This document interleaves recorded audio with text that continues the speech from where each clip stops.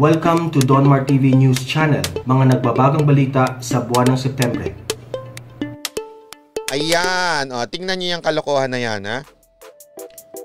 Parts of newly inaugurated Naga River Revetment Project collapse. Sabi ng BicolStandard.com. The Naga River Revetment Project, which measure 5,670 linear meters, is the pet project of Vice President Leni Robredo and the city government of Naga. Pet project mo yan, madam, ha? Magkano ginastos? Ako, hindi ko nailagay dito. So, madaling salita ho. Madali yung salita. Palpak yung project mo. So, delikadesa, ha? Pagiging disente, dapat nga hindi ka na bumabatigo sa Pangulo. Wala kang K. Ibig sabihin, mahiya ka naman, ikaw ang papalit pag bumagsak ang Pangulo. So, dapat hindi mo papilan yung banat ng banat. Ha? Pangalawa, hindi mo binabanatan si Pinoy nung time na puro palpak. So, dalawang sablay na yon. Pangatlo, wala kang karapatang bumanat. Bakit? Pati project mo, palpak. So, ibig sabihin nun, puro palpak. Lahat ng ginagawa mo, palpak, madam.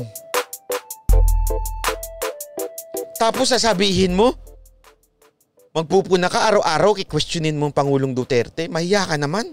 So ayan, yun yung tatlong rason kung bakit walang karapatan si Robredo na bumatikos. Bakit? Una, wala sa wala sa ethics wala sa wala sa Vice President ka, ikaw ang papalit. Tapos binabatikos mo, pinababagsak mo ang Pangulo. Pangalawa, hindi ka bumatikos kay Pinoy noon. Mahiya ka naman. Ang daming kapalpakan ni Pinoy, ni isa hindi ka bumatikos. Pangatlo, mismong ultimong pet project mo palpak. Tapos pabatikos ka sa Pangulo namin na napakaraming magandang project. O anong halimbawa nito? Ito, isang halimbawa niyan, Tingnan mo, ha. Kailan lang sinimulan yan? Sabi mo naman, plano pa lang ni Pinoy yan. Plano lang yun kung ganon. Puro plano lang naman si Pinoy nun. Pero sino nagpatupad niyan? Pinabilisan. O DOTR. Matatapos na yan sa 2021. April 2021 tapos na yan. Ang ganda niyan, sa Marikina. Hanggang abot to yan sa... Saan ba ito? Hanggang Masinag Station, Antipolo, Rizal. So yung mga maraming tao diyan sa Antipolo, Rizal, baka akala nyo as in ang dami yung tao diyan kasi magandang tumiraw diyan, overlooking. Pero mahirap na yung pumunta dahil syempre yung sasakyan diyan medyo mahirap na, wala nang transportation. Saka pag nag-grab ka diyan, di ka pwedeng at least diyan aabot na hanggang Masinag. So maganda, ang bilis na ho. Kasi kung mag-jeep ka mula dito sa EDSA, Aurora yan mag-jeep ka, ay naku. Sobrang layo ho niyan. Pero dahil dyan, dire-diretso na yung LRT2, papuntang Masinag. Ang ganda ho, di ba?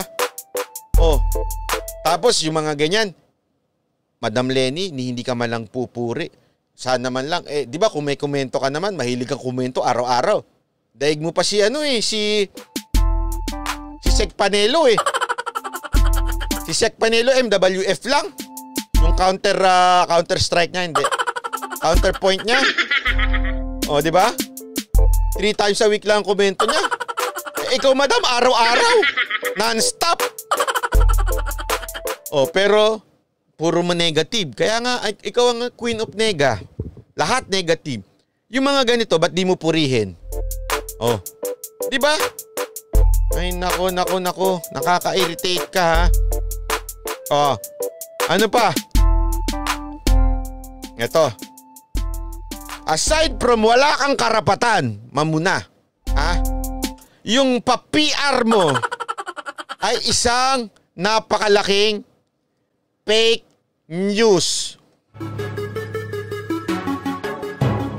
Ito yung PR na kung saan lumabas di isang araw OBP has the lowest budget.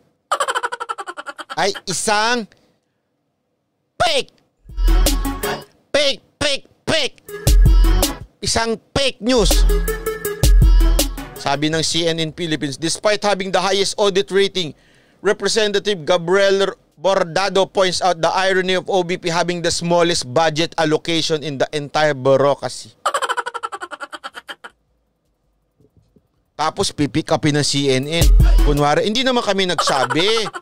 Yung representative naman. Alam mo naman kaalyado niya, sigurado yung representative na yan. O tinga, sabi ng CNN niya, ano pa sabi ng fake news rappler? Kamsur, DT representative, binalita din niya. Still received the lowest proposed budget in 2021.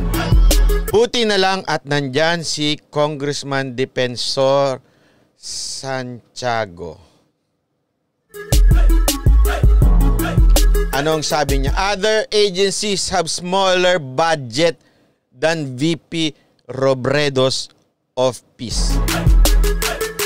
Yan ang sinabi niya. Basahin ko sa inyo ha.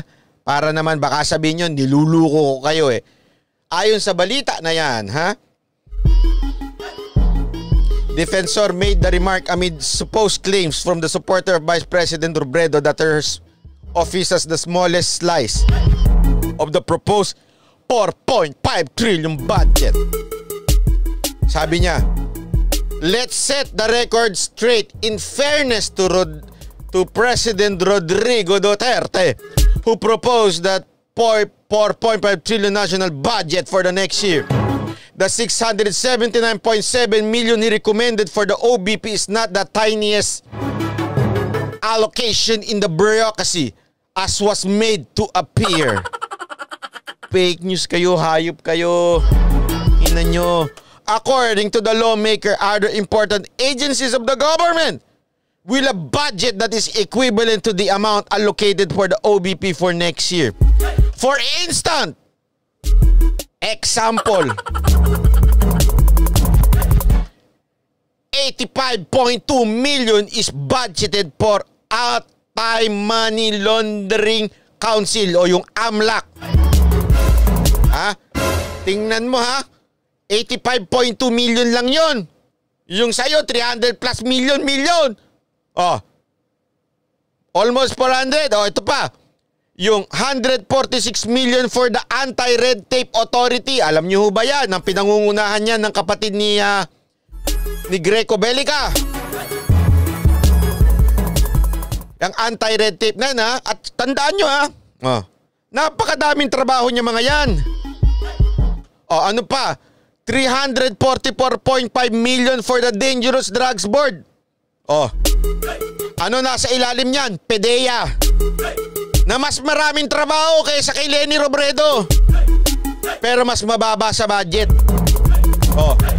172.3 million for the commissions on Filipinos overseas.